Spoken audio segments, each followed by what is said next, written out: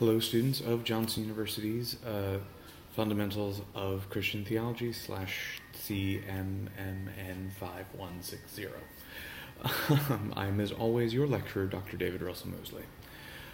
So I wanted to make, first of all, apologies for being so behind on grading your reflection papers. I have tons of excuses, but they're the same kinds of ones you guys would make, potentially, about papers, and so I don't expect you to accept those. Just my apologies. I'm getting through everything, and I should have them all done by tomorrow. In the meantime, I wanted to go ahead and make this quick, well, probably not too quick, follow-up lecture to discuss things that have come up over the last 2 units. So, first of all, going back to evil and sin, I want to talk a little bit about Irenaeus and young humanity. I want to talk a little bit about that whole "if you do not will it, it will not happen" from Aquinas, and a few other things. And then I'll talk about a few things from this week as well. Okay, so on Irenaeus and young humanity, one mistake I'm glad to see none of you made, but has been made in the past, is to assume that what Irenaeus meant by that was that humanity was in fact like babies, which is not what he means. He means immature, incomplete. They had not reached their designed end yet. And that's really important to grasp, actually, because it is different. It's not that we should be picturing children, it's just that we should be picturing people who had not reached their intended end yet. And because of that, they were easier to tempt. It was more likely that they would give in than if they had been fully matured. And basically, Irenaeus' whole point with this is that to be created is to be incomplete. That is, nothing can be created at its end, at the end for which it was created. That's just what it means to be created. What it means to be created is to move from the point of creation to the thing for which we were intended. And so he applies that to Adam and Eve, and basically says that Adam and Eve were young, right? They were immature. They were not complete yet, and so it was easier for the serpent, for Satan, to take them in. I do want to make sure that I say I don't see Irenaeus and Augustine as being in disagreement with one another or mutually exclusive. I think it's perfectly acceptable to see humanity as young as immature, and yet also to have pride be the kind of foundation point for sin. Okay. Now, some of you were still a little confused by the whole, what does it mean, like, that defect comes from nothing, right? That sin is a defect, evil is a defect, and defect comes from nothing. This just takes us back to the notion of evil as privation of the good, okay? So basically, evil, this defect. So even defect notes an absence. It notes perversion. It notes a lack of something. And so defect, a lack doesn't come from somewhere because it's a lack. It's something missing. And so defect comes from nothing. It does not have a source. It doesn't have an origin, because it's an absence of goodness, or it's a perversion of goodness. Now, a couple of you were tripped up on the whole, if you do not will it, it will not happen to you. One of you in particular noted some terrible things that you've been through, and how you did not will for those things to happen. In fact, you willed not to have them happen, and they did anyway. Augustine's whole point there, and I highly recommend that you go back and reread that. I just want to see if I have my copy right here. I don't. I want you to go back and reread that, because if you read it closely, you'll see that what Augustine is actually saying is that this is not the case for us. This is not the state for us. We are not capable of making things not happen because we don't will them. And most importantly, Augustine says that about things that we do. He's not saying that if you willed it, other people wouldn't sin.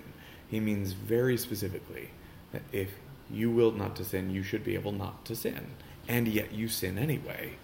And basically he's trying to highlight how fallen we are in the fact that even now simply willing not to do evil is not enough to keep us from doing evil. One thing that came up from this most recent week were a lot of you had questions about predestination and free will. And so I wanted to talk about that very briefly. Basically, on the one hand, there's not a settled answer to this. That is, different groups that we consider Christians believe different things. Most people agree Calvinists are Christians, and yet Calvinists believe in predestination. The Restoration movement is largely Arminian, or at least non-predestination, at least non-Calvinist understanding of predestination movement. But, the Restoration movement doesn't have any kind of governing body to dictate what is our doctrine and what isn't.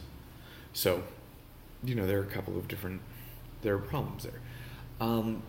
Where I come down on this is very similar to where Dr. Cone comes in his book, Ocean Vast of Blessing. This notion that both are true, and that one does not preclude the other. Because if we think that God exists, predestination only ought to become a problem if we think that God exists within time, and that he chooses within time who is saved and who isn't, right? That he sees, that he exists right now in the same way that we do, and he sees our events in the future the way that we think about them. But that's not how God exists. God exists outside of time because he is the source of time. And so because of that, he doesn't see future events. All he sees are present events. All he sees is what we will actually do. And watching someone do something doesn't make them do it. You watching this video right now is not the cause of me making this video. Right? And that's how God's foreknowledge works. Okay, Kelsey Leda in the undergrad version of this class asked that if God knew that is humanity, would fail the test, why issue it? And again, this brings us back to that same question, right? That God knew that humanity would fail the test. He did. Just like he knew that some of the angels would fail whatever test it was that they were put under that caused the demons to fall. He knew that, so why issue the test? And I would argue that the reasons for issuing the test are probably twofold. On the one hand, we normally say that we require the opportunity for freedom of choice. We need it at least once, right? That's what Anselm thinks about the angels, that they had one opportunity to choose evil. Like a third of them did, and the rest of them didn't. The end. And that humanity, we're still kind of playing out all of that on a much grander scale. But the key there is that it's issued because we at least, in order for our love not to be automatic, in order for it to be freely chosen, we need the opportunity to choose evil as well. So that's one reason why God would do it. Another reason is that passing the test would have led to beatitude, and was perhaps the only way for us to initially enter into beatitude. That is, the only way for the angels to have become perfect is for them to have passed whatever test it was that God set them.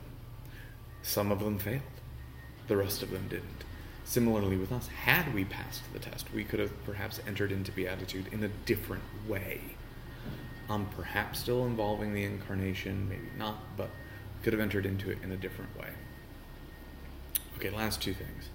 A couple of you mentioned in the forums talking about Christ needing to come in order to unite us to himself. We need to be really careful when we talk like that, because when we say things like that, what it can sound like we're saying is that there is necessity in God, that God had to do something, that he needed to do something in a particular way.